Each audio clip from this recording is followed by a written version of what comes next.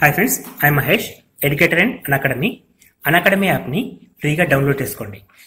Display మీద కనబడుతున్న ఈ లింక్ని కింద డిస్క్రిప్షన్ బాక్స్లో ఇవ్వడం జరిగింది. ఆ లింక్ని మీరు క్లిక్ చేయడం ద్వారా మమ్మల్ని ఫాలో చేయవచ్చు.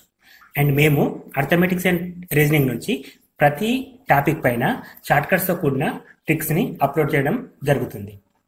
ఛానల్ యొక్క అప్డేట్స్ని పొందాలనుకుంటే సబ్స్క్రైబ్ బటన్ పైన క్లిక్ చేయండి, పక్కనున్న బెల్ ఐకాన్ పైన క్లిక్ చేయండి. రెండు సంఖ్యల లబ్ధం 4107, వాటి గాసాబా 37, అయితే వాటిలో పెద్ద సంఖ్య. సో ఇప్పుడు మనకి సంఖ్యల లబ్ధం ఇచ్చాడు, గాసాబా ఇచ్చాడు, ఆ రెండు సంఖ్యలు అడుగుతున్నాడు, వాటిలో పెద్ద సంఖ్య అని అడుగుతున్నాడు. ఎప్పుడైనా గుర్తుంచుకోండి, గాసాబా అనేది ఆ లబ్ధాన్ని భాగిస్తుంది. గాసాబా అనేది ఆ లబ్ధాన్ని భాగిస్తుంది కాబట్టి 4107 బై గాసాబా 37 తీసుకున్నట్లయితే 37 1 4 ఉంటుంది, 40 37 1 3 ఉంటుంది, 37. సో మనకి 111 రావడం జరిగింది. సో ఇక్కడ మనకి అందులో పెద్ద సంఖ్య అనేది 111, చిన్న సంఖ్య అనేది 37 అండి. సో 37 అంటే 111 ఇంటూ మళ్ళీ 37 చేస్తే ఆ సంఖ్యల లబ్ధం 4107 రావడం జరుగుతుంది. సో మనకి పెద్ద సంఖ్య ఎంత 111 అని చెప్పేసి ఆన్సర్ చేయొచ్చు. నెక్స్ట్ క్వశ్చన్, A/B = 7:11, B/C = 8:13, అయితే A/B/C. ఇక్కడ నిష్పత్తిలో మిశ్రమ నిష్పత్తి అండి. సో మిశ్రమ నిష్పత్తి ఫైండ్ అవుట్ చేయడానికి మనకేమో రెండు నిష్పత్తులు ఇచ్చాడు, A/B అని ఇచ్చాడు, B/C అని ఇచ్చాడు. సో A/B ఏమో 7:11 ఇచ్చాడు, B/C ఏమో 8:13 ఇచ్చాడు. సో ఇక్కడ మనకి రెండిట్లలో అడుగుతున్నది A/B/C. సో ఈ రెండిట్లలో B అనేది కామన్ ఉంది, కానీ ఇక్కడ B అనేది కామన్ ఉందా? లేదు. కాబట్టి ఈ 8 తోటి ఈ మొత్తం మిశ్రమాన్ని అంటే నిష్పత్తిని మరియు ఈ 11 తోటి ఈ మొత్తం మిశ్రమాన్ని నిష్పత్తిని ఇంటూ చేయాల్సి వస్తుంది. సో 8 × 7 56, 8 × 11 88. సో 11 × 8 88, 11 × 13 13 × 11 అంటే 13 143. సో మనకి 56:88:143 ఆప్షన్ నెంబర్ 3. నెక్స్ట్ క్వశ్చన్, ఒక కళాశాల ఎన్నికలలో మొత్తం ఓట్లలో 40% ఓట్లు పొందిన అభ్యర్థి 160 ఓట్ల తేడాతో అతని ప్రత్యర్థి చేతిలో ఓడిపోయాడు. కాలేజీలో పోలైన ఓట్లు ఎన్ని? సో ఇద్దరు వ్యక్తుల మధ్య జరిగిన పోటీలో గెలిచిన వ్యక్తి అంటే మొత్తం ఓట్లు మనం 100 అనుకున్నట్లయితే ఓడిపోయిన వ్యక్తికి 40% పడ్డాయి, అంటే గెలిచిన వ్యక్తికి 60% పడ్డాయి. సో ఈ ఓడిపోయిన వ్యక్తి గెలిచిన వ్యక్తి కంటే 160 ఓట్లు తక్కువతో ఓడిపోయాడు. అంటే విచ్ మీన్స్ 60% - 40% = 160, అంటే 20% = 160. అయితే మొత్తం పోలైన ఓట్లు అంటే 100% ఎంత? 20 = 160 అయితే 100 ఎంత అంటే క్రాస్ మల్టిప్లికేషన్ చేస్తే ఇంటూ 100/20, 0 0 గిట్ క్యాన్సల్, 8 ఎక్కం 8 5 2 ఎక్కం 2 8 8 × 100 800. మొత్తం పోలైన ఓట్లు 800 ఓట్లు. నెక్స్ట్ క్వశ్చన్, ఒక పట్టణ జనాభా 4000, ప్రతి సంవత్సరం 10% చొప్పున జనాభా అభివృద్ధి చెందినచో 2 సంవత్సరాల అనంతరం ఆ జనాభా ఎంత? సో ఇప్పుడు మనకి ఒక పట్టణంలో ముందుగా 4000 మంది ఉన్నారు. సో 4000 మంది ప్రతి సంవత్సరం కూడా ఆ పట్టణం యొక్క జనాభా 10% ఇంక్రీజ్ అవుతుంది, అంటే పెరుగుతుంది. సో ఇందులో 10% అంటే 400 అండి. సో 4000లో 10% 400. ఇటువంటి షార్ట్ కట్స్ కోసం మనం క్లాసెస్లో డిస్కస్ చేస్తాం. సో 4000లో 400 అంటే ప్రస్తుతం జనాభా ఎంత? 4400, అంటే ఒక సంవత్సరం తర్వాత 4400 ఉన్నారు. సో మళ్ళీ అడుగుతుంది మనకి 2 సంవత్సరాల తర్వాత, అంటే ఫస్ట్ ఇయర్ తర్వాత మనకి 4400 ఉన్నారు. సెకండ్ ఇయర్లో కూడా మళ్ళీ 10% ఇంక్రీజ్ అవుతుంది కాబట్టి మళ్ళీ ఇందులో 10% చేసినప్పుడు 440, అంటే లాస్ట్ నుంచి ఒక పాయింట్ పెడతాం. ఇక్కడ పాయింట్ పెడితే 440.0 విచ్ మీన్స్ 440. సో ఇక్కడ మనకి 4840. సో ఇప్పుడు మనకి ప్రస్తుత జనాభా ఎంత? 4840. చక్రవడ్డీకి సంబంధించిన ప్రాబ్లమ్స్ కూడా ఈ విధంగానే చేస్తాం, ఎటువంటి ఫార్ములా అవసరం లేదు. చక్రవడ్డీ కూడా ఇదే విధంగా ఉంటుంది, అంటే ఇంక్రిమెంట్ ఆన్ ఇంక్రిమెంట్, పెరుగుదల పైన పెరుగుదల చేస్తే దాన్ని మనం చక్రవడ్డీ అంటాం. ఇక్కడ కూడా ఇదే ప్రాబ్లం దానికి సంబంధించింది కాబట్టి 4000లో 10% 400, ఫస్ట్ ఇయర్ తర్వాత మొత్తం 4400, అందులో 10% 440, సెకండ్ ఇయర్ తర్వాత మొత్తం ఎంత? 4840. సో ప్రస్తుత జనాభా 4840. నెక్స్ట్ క్వశ్చన్, 42 సెంటీమీటర్ల వ్యాసార్థం కాగల వృత్తాకారంలో ఉన్న ఒక రాగి తీగను 6:5 నిష్పత్తిలో భుజాలు కాగల దీర్ఘచతురస్రాలుగా వంచినప్పుడు వాటిలో కనిష్ట భుజం విలువ ఎంత? సో ఇక్కడ ఒక షేప్ నుంచి ఇంకొక షేప్కి కన్వర్ట్ చేయడం, అంటే తీగ ఉంది. ఆ తీగ ఎట్లా ఉందంటే వృత్తాకారంలో ఉంది. సో ఈ వృత్తాకారంలో ఉన్న తీగని రెండు ఒక దీర్ఘచతురంగా కన్వర్ట్ చేసాడు. వీటికి భుజాల సైజు ఇచ్చాడు, అంటే 6:5 అని చెప్పేసి అక్కడ నిష్పత్తి ఇచ్చాడు కాబట్టి 6x ఇది 5x. అయితే అందులో అడిగింది కనిష్ట భుజం, చిన్న భుజం అంటే 5x = ఎంత అని అడుగుతున్నాడు.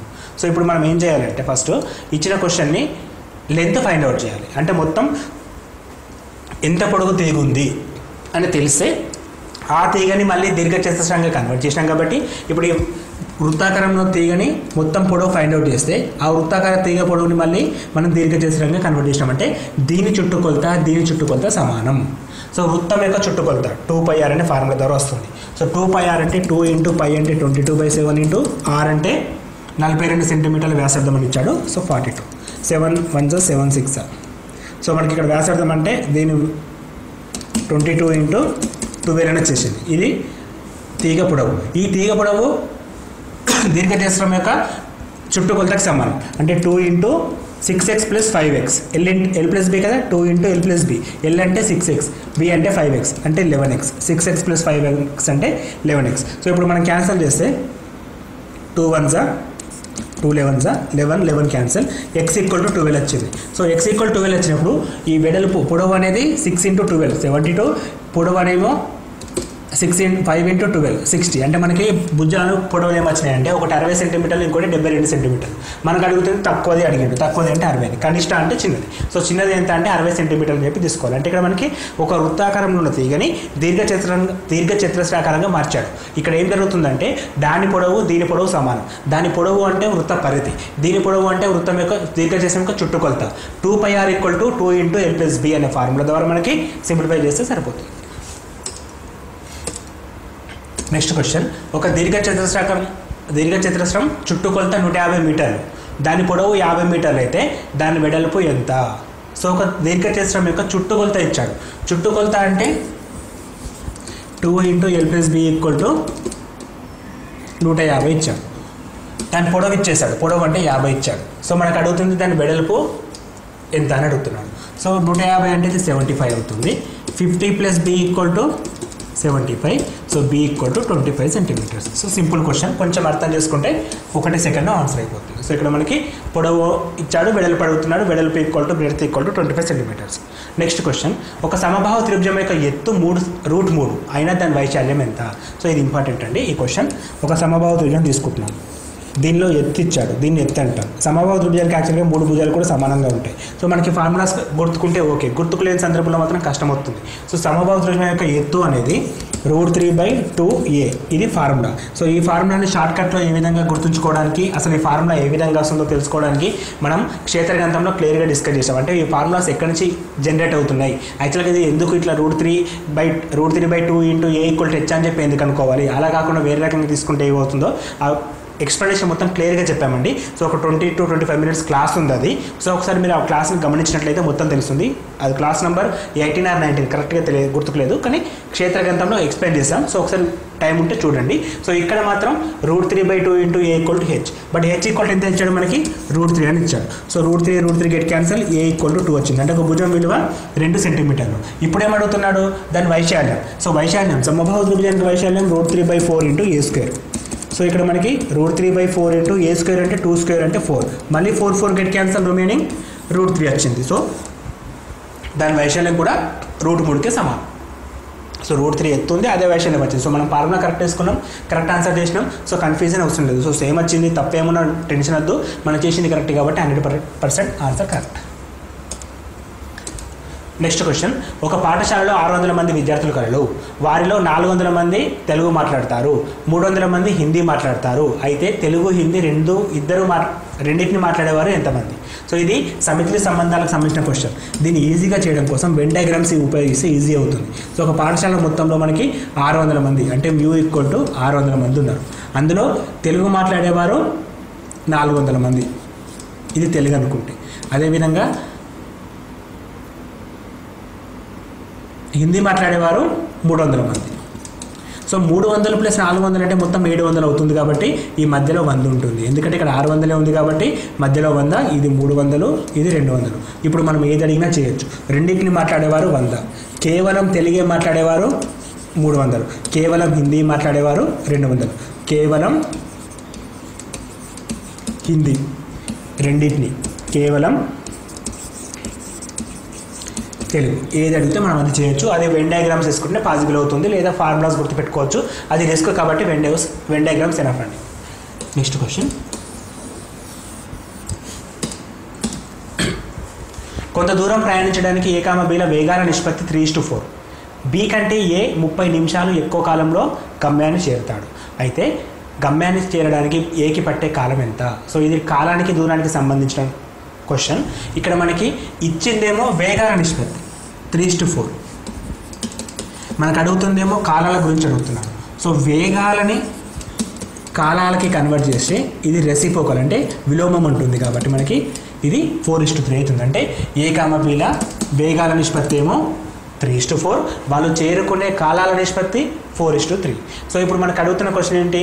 సంథింగ్ రిలేషన్ ఇచ్చాడు. సో ఏ అనే వ్యక్తి 4x టైంలో చేరితే బి అనే వ్యక్తి 3x టైంలో చేరుతాడు. మనకి ఇచ్చింది ఏంటంటే బి కంటే ఏ అనే వ్యక్తి 30 నిమిషాలు ఎక్కువ తీసుకుంటాడు. సో బి కంటే ఏ అనే వ్యక్తి 30 నిమిషాలు ఎక్కువ తీసుకుంటాడు. సో x = 30 వచ్చింది. అయితే మనకు అడుగుతుంది ఏంటి? ఇప్పుడు ఏకి పట్టే కాలం ఎంత? 4 × x 120. బికి పట్టే కాలం ఎంత? 3 × x 90 minutes. సో ఎవరిది అడిగితే చేయొచ్చు. ఇప్పుడు ఏకి పట్టే కాలం కాబట్టి ఏ కంటే బి 40 నిమిషాలు ఎక్కువ కాలం తీసుకుంటాడు. So 120 minutes. 120 అంటే 2 గంటలు. ఆన్సర్ 2 గంటలు అని చెప్పి కన్ఫర్మ్ చేయొచ్చు. సో ఇప్పుడు ఏకి పట్టే కాలం ఎంత? 4:3 కాబట్టి 120 minutes 2 గంటలు. Right. Next question. Dikshit Kumar 10 కిలోమీటర్లకు బదులు 14 కిలోమీటర్ల వేగంతో నడిచి ఉంటే 20 కిలోమీటర్ల దూరం ఎక్కువ నడిచేవాడు. అయితే అతడు నడిచిన అసలు దూరం ఎంత?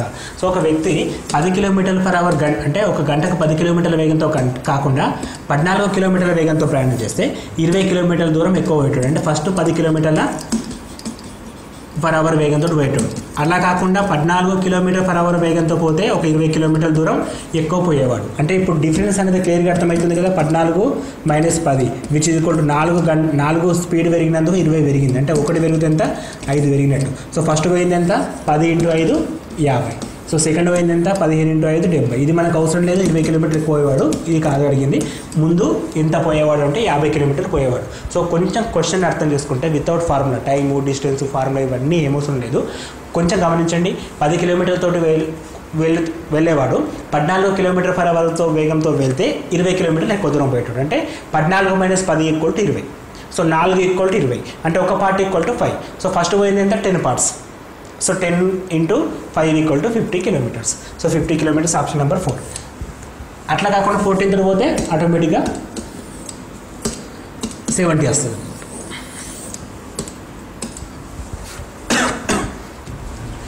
నూట 80 మీటర్ల పొడవు ఉన్న రైలు 78 కిలోమీటర్ల వేగంతో పోతున్నది.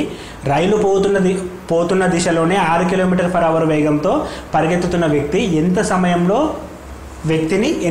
రైలు దాటుతుంది? సో రైలు ప్రయాణ దిశ ఇది అనుకుందాం. వ్యక్తి కూడా ఇదే దిశలో ప్రయాణం చేస్తున్నాడు. సో ఇప్పుడు వ్యక్తి ఇట్లా పోతుండు. ఈ రైలు ఇతను మొత్తం ఎప్పుడు క్రాస్ చేస్తుందని క్వశ్చన్. ఇక్కడ మనకి 2 వేగాలు ఇస్తాడండి. ఒకటి 78 km/h, ఇదేమో రైలు వేగం. 6 km/h, ఇదేమో వ్యక్తి యొక్క వేగం. ఇప్పుడు ఈ వ్యక్తిని రైలు దాటాలి, అది కూడా సేమ్ డైరెక్షన్లో పోయింది కాబట్టి మనం స్పీడ్ని మైనస్ చేస్తాం. అదే కాకుండా రివర్స్ దిశలో అంటే ఒక రైలు ఏమో ఈ దిశలో, వ్యక్తి ఏమో ఈ దిశలో వస్తే వాటిని మనం ప్లస్ చేస్తాం. ఇక్కడ మనకి ప్లస్ అవసరం లేదు, మైనస్ అవసరం. సో ఇప్పుడు వాళ్ళ సాపేక్ష వేగం కనుక్కున్నాం. సాపేక్ష వేగం ఎంత? 72 km/h. ఇది సాపేక్ష వేగం. ఒకే దిశలో పోతే మైనస్ చేస్తాం, అపోజిట్ డైరెక్షన్లో వస్తే ప్లస్ చేస్తాం. సో ఇది ఒకే దిశ కాబట్టి 78 - 6 72 km/h అనేది సాపేక్ష వేగం. సాపేక్ష వేగం వచ్చింది. ఇక్కడ పొడవు ఉంది, కానీ పొడవు ఎట్లా ఉంది? మీటర్లో ఉంది. ఆన్సర్ కూడా అన్ని సెకండ్లలో ఉన్నాయి. సో మనం దాన్ని కన్వర్ట్ చేయాలి. 72 m/h km/s మీటర్/సెకండ్కి కన్వర్ట్ చేయాలంటే 5/18 వస్తుంది. So 18 × 18 which is equal to 20 m/s వచ్చేసింది. సో ఒక సెకండ్కి 20 మీటర్లు పోతుంది. 180 మీటర్లు పోవడానికి × 180. ఒక సెకండ్కి 20 మీటర్లు. 180 మీటర్లు పోవడానికి 18 × 36 పక్కపటి 2 0 సెకండ్స్. ఇది మీటర్స్ అండి యాక్చువల్గా. ఇప్పుడు ఇది మీటర్ తీసుకుంటాం కాబట్టి క్యాన్సిల్ అయిపోతే మనకి 3600 సెకండ్ల టైం పడుతుంది. 3600 సెకండ్ల టైంలో అది కంప్లీట్గా క్రాస్ అయిపోతుంది.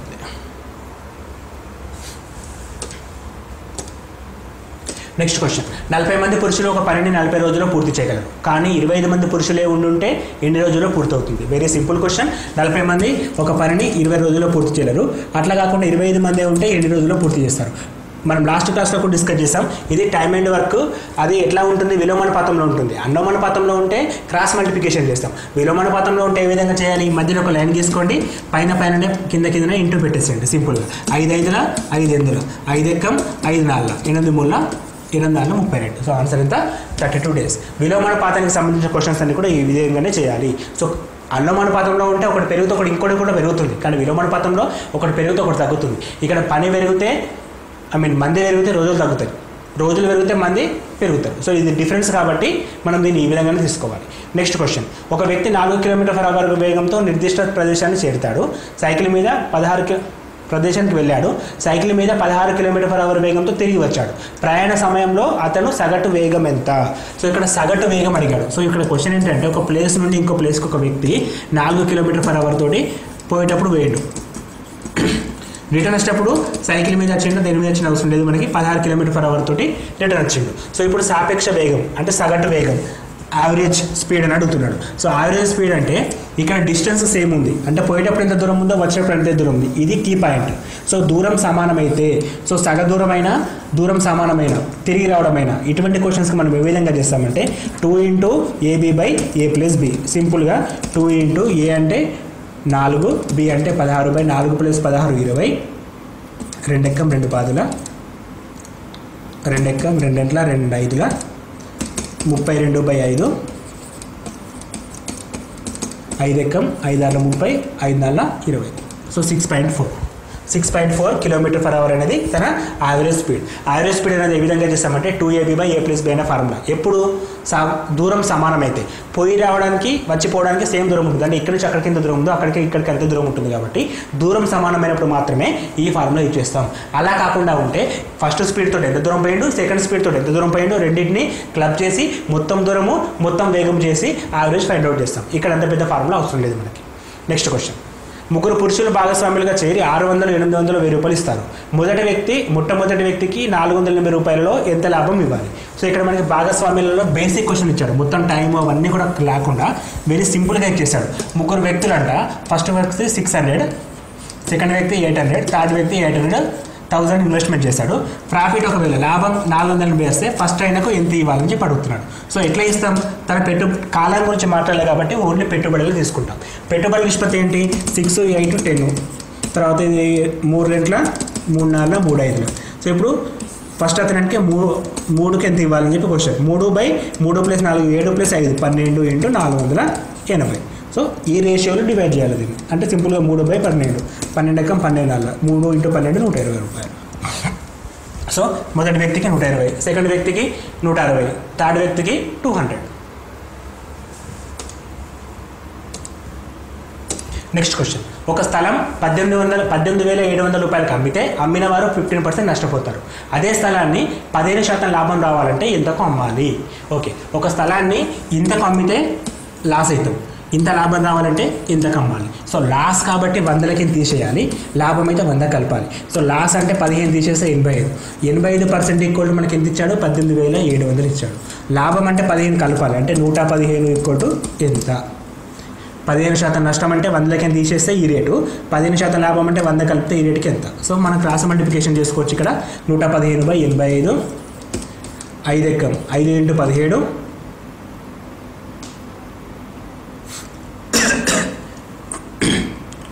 17 5 1 5 17 5 ఇది వచ్చేసి 23, 17 ఎక్కం 17 1 మిగులుతుంది 17 00 11 × 23, 23 × 11 చేస్తే 3 2 3 2 2 5 3 పక్కన 2 zeros, 25,300 రూపాయలకి అమ్మచ్చు. 25,300 అమ్మితే తనకి 15% లాభం వస్తుంది. Option number 4. సో ఇటువంటి క్వశ్చన్స్ సింపుల్గానే ఉంటాయి, కానీ కొంచెం ఆలోచించి క్రాస్ మల్టిప్లికేషన్స్ కరెక్ట్గా చేయగలిగితే ఆన్సర్ చేయొచ్చు. తక్కువ టైమే తీసుకుంటుంది మనకి.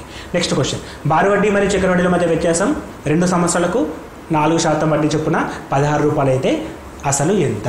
క్వశ్చన్ చదవడమే మనకు అర్థమయ్యే విధంగా చదువుకోవాలండి. ఫస్ట్ క్వశ్చన్ మనం అర్థమయ్యే విధంగా చదువుకుంటే సరిపోతుంది. ఎందుకంటే ఆల్రెడీ మోడల్స్ అన్ని మనం ప్రాక్టీస్ చేసి ఉంటాం. సో క్వశ్చన్ కనబడగానే ఇదే మోడల్లోకి ఉంటుందని చెప్పి మనం అవ్వంచుకొని సో మొత్తం బ్యాటర్ కాకుండా మనకి ఏది కావాలో అదే చదువుకోవాలి. ఇక్కడ డిఫరెన్స్ ఇచ్చారు కాబట్టి డిఫరెన్స్ ఫార్ములా మనం లాస్ట్ క్లాస్లో డిస్కస్ చేస్తాం. PR² 100 × 100. ఇది 2 ఇయర్స్కి. 3 ఇయర్స్కి కూడా చెప్పాను ఫార్ములా. ఇక్కడ 2 ఇయర్స్ ఇచ్చారు కాబట్టి 2 ఇయర్స్ ఫార్ములా. సో డిఫరెన్స్ ఎంత? 16 రూపాయలు. P అంటే అసలు కనుక్కోవాలి. Rate of interest 4 × 4 / 100 × 100. 4 ఎక్కం 25. 4 ఎక్కం 25. 25 × 25. సో అలా చేసినా సరే ఇంకా సింపుల్గా చెప్పాలంటే 4 ఎక్కం 4 4 ఎక్కం 4 అంటే 25 × 25 కావాల్సింది 1000. సారీ, ఇది కొంచెం సింపుల్గా చేయడానికి చెప్తున్నాను అండి. ఇట్లా చేస్తే మనకి 25 చేయాలి, ఇంటూ 16 చేయాలి, కొంచెం లెంతీగా ఉంటుంది. అలా కాకుండా 16 = P × 4 × 4 / 100 × 100 ఉంటే 4 ఎక్కం 4 4 ఎక్కం 4 100 × 100 10,000. అంటే మనం చేయడంలో ఎంత డిఫరెన్స్ ఉందో చూడండి ఒకసారి. ప్రాబ్లం ఆ విధంగా చేస్తేనేమో 25 625 620 × 16 చేస్తే మళ్ళీ అదే ఆన్సర్ వస్తుంది. కానీ అలా చేయడం ద్వారా టైం తీసుకుంటుంది. కొంచెం దానికి మాడిఫికేషన్ చేసుకుంటే 100 × 100 10,000 ఇట్లా కూడా చేయొచ్చు. Next question. మార్చి 1, 2009 నుంచి మే 21, 2009 వరకు 7.5% చొప్పున 1820 రూపాయలపై బారు వడ్డీ ఎంత? సో మనకి బారు వడ్డీలో సంవత్సరం ఇచ్చినప్పుడు డైరెక్ట్గా తీసుకుంటాం. ఫార్ములా వచ్చేసి I = PTR/100 అని ఫార్ములా ఇచ్చేస్తాం, బేసిక్ ఫార్ములా. సో ఇందులో మనకి I అంటే రేట్ ఆఫ్ ఇంట్రెస్ట్, అది అడుగుతున్నాడు. ఇప్పుడు P అంటే అసలు ఎంత ఇచ్చాడు? 1820 అని ఇచ్చాడు. T అంటే టైం, ఆ టైం డైరెక్ట్గా ఇవ్వలేదు. R అంటే రేట్ ఆఫ్ ఇంట్రెస్ట్, వడ్డీ రేటు 7.5 అంటే 15/2 ఇచ్చాడు. ఇప్పుడు మనకి T కావాలి. ఈ T అనేది డైరెక్ట్గా ఇవ్వకుండా డేట్స్ ప్రకారం ఇచ్చాడు. ఫర్ ఎగ్జాంపుల్ ఇక్కడ మనకి ఇచ్చింది March 9th, సేమ్ ఇయర్ కదా, 2009. సో అది పక్కకు పెడితే March 9th నుంచి May 21 వరకు కనుక్కోవాలి మనం. May 21 అంటే March 9th, తర్వాత April 9, తర్వాత May 9. ఫస్ట్ నెలలను సమానం చేయాలి. నెలలను సమానం చేస్తే March 9 నుంచి April 9 వరకు 31 రోజులు ఉంటాయి, ఎందుకంటే మార్చిలో 31 ఉంటాయి కాబట్టి. ఏప్రిల్ నుంచి మే వరకు 30 రోజులు ఉంటాయి, ఎందుకంటే ఏప్రిల్లో 30 రోజులు ఉంటాయి కాబట్టి. ఇప్పుడు మనం May 9th ఉన్నాం. May 9th నుంచి మనకి May 21 కావాలి. May 21 అంటే ఇవి 12 రోజులు వస్తాయి. 21 - 9 చేస్తే 12 వస్తాయి. సో మొత్తం మనకి 3 + 7 73 రోజులు అయిపోయినాయి. సో మనకి 73 రోజులకు ఇంట్రెస్ట్ కావాలి. రోజుల్లో చేయం, దాన్ని ఎప్పుడు సంవత్సరంలోనే ఉంచుతాం. సో సంవత్సరానికి కన్వర్ట్ చేస్తే 73 రోజుల్ని సంవత్సరంలో రాయాలంటే 73/365 చేసినప్పుడు అది సంవత్సరాలకు మారుతుంది. ఎందుకంటే ఒక సంవత్సరానికి 365 రోజులు, 73 రోజులని 365 రోజులకి కన్వర్ట్ చేయాలంటే 73/365. సో 73 ఎక్కం 73 5 క్లియర్గా ఉంది. సో ఇప్పుడు టైం ఎంత వచ్చింది? 1/5 ఇయర్స్ ఇంటూ 1/100 రాసుకోవచ్చు, ఎందుకంటే ఇక్కడ 1/100 కాబట్టి క్లియర్గా సింప్లిఫికేషన్ కోసం 1/100 పక్కకు రాస్తున్నాం. ఇప్పుడు దీన్ని సింప్లిఫై చేస్తే మనకి ఎంత ఆన్సర్ వస్తుందో అది కావాల్సిన ఆన్సర్. సో క్లియర్గా 5 × 2 = 10, 1 0 క్యాన్సర్. అండ్ 5 ముళ్ళ 5 20. సో కింద 2 పాదులు, ఇదేమో 91, 91 ముళ్ళ 27 3, కింద 10 ఉంది అంటే 27.3 ఆప్షన్ నెంబర్ 4. సో క్యాలిక్యులేషన్ కూడా మనం చేసే విధానాన్ని బట్టి ఆధారపడుతుంది. సో రఫ్గా చేసుకుంటే తొందరగా వస్తుంది కాబట్టి ఇక్కడ డేట్స్ ఫస్ట్ ఫైండ్ అవుట్ చేయడం important. Once dates find out చేసినప్పుడే ప్రాబ్లం ఈజీగానే ఉంటుంది.